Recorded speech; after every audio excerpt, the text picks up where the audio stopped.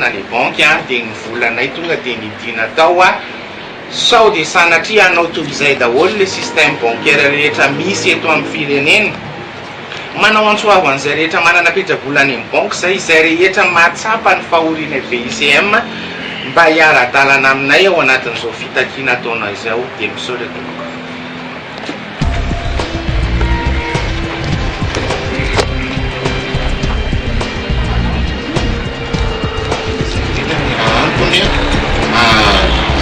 Angatahana fanazavana fanampiny momba ny toe-bolanay satria betabe le siosiombesaka mandeha any ivelany. Ao no manaraby anay, ao no milaza zavatra tsy mitombona aminay, fa misy karazan'olona toy izao zay efa nahazo ny volany feno na toy izany nefa izahay fikambanana ACDVCM dia mbola reto manatrika anareo mpanao gazety reto matoa zay midradradrandra reto dia mbola tsy nahazo vola zany, zay no mifantatray.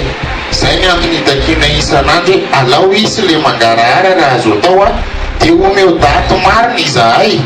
fa aminay le toky dia ohatrany toky ambava ihany sy toky manitsidina ihany, manana faharetana mandrapahoviana le faharetana tsy mety aminay intsony angamba le miandro satria matoa zay napirina vola tao amin'ny banky dia itsonjovana ny vody andro mihesika.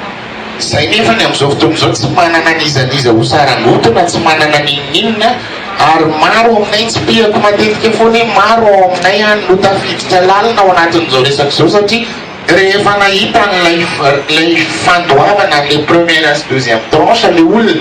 dia nanantena fa tsy ho ela tao aorianan'izay le troisième tranche dia nanomboka nahazo toky teo amin'ny sehatra ny fifampirarahana arak'asa dia efa niditra lalina ny fampirarahana aman'olona